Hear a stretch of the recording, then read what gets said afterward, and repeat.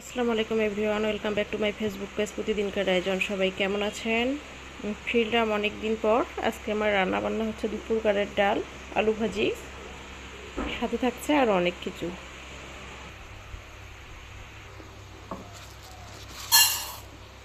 ডালটা হালকা ভেজে নেব। এই গরমে কিন্তু পেট ঠান্ডা রাখার জন্য ডাল একটা বেস্ট খাবার।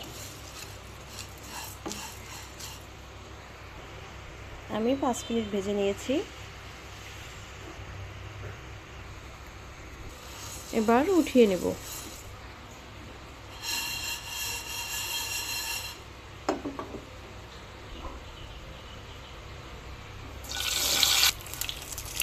দিয়ে দিয়েছি তেজপাতা ফোড়ন আর পেঁয়াজ, রসুন, মরিচ, কাঁচামরিচ প্লাস শুকনা মরিচ।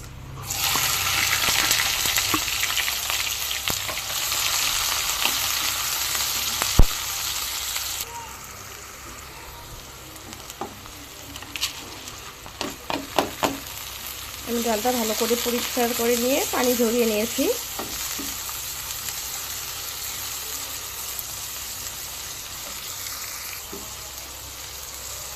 ভিউয়ার্স, কয়েকদিন থেকে আমি ভিডিও পোস্ট করতে পারতেছি না। প্রায় 1 মাসের মতো থেকে আমি কিছুদিন অসুস্থ ছিলাম।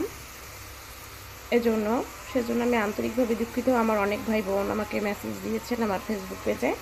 তাদেরকে অসংখ্য ধন্যবাদ আপনাদের মূল্যবান সময় নষ্ট করে আমার খোঁজখবর নেওয়ার জন্য।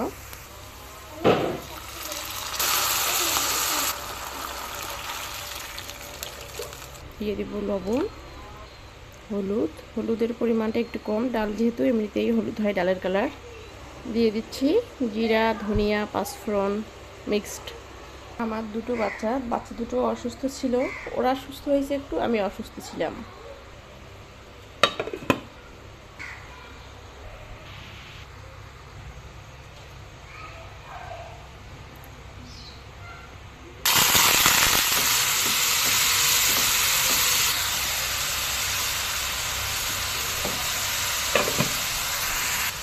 আলু ভাজিতে পেঁয়াজ, মরিচ, রসুন দিয়ে দিচ্ছি।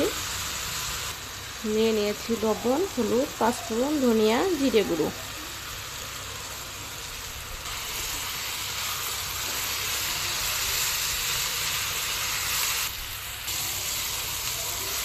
এই আলু ভাজিটা কিন্তু আপনারা চাইলে ভাতের সাথেও খেতে পারেন, পোলাওর সাথে, রুটি কিংবা পরোটার সাথে।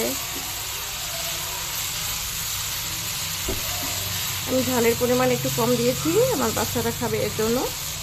যারা ঝাল খেতে পছন্দ করেন তারা চাইলে কিন্তু ঝালের পরিমাণটা বাড়িয়েও দিতে পারেন।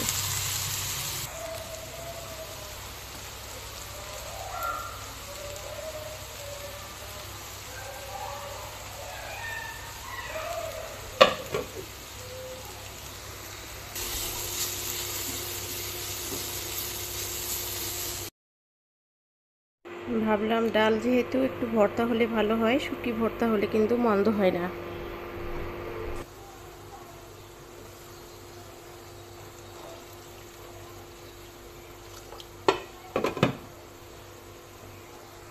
ভিউয়ার্স, আমার ভাজিটা প্রায় হয়ে এসেছে, আমি এখন উঠিয়ে নেব।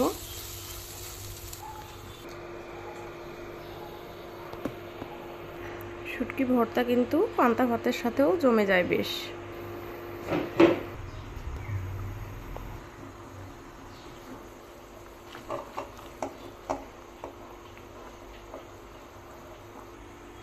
ভিউয়ার্স, ডালটা হয়ে এসেছে, উঠিয়ে নেব। শুটকি ভর্তাটাও হয়ে এসেছে। ভালো থাকবেন সবাই, আল্লাহ হাফেজ। সবাই আমার জন্য দোয়া করবেন, সবার জন্য অনেক দোয়া, আমি যেন তাড়াতাড়ি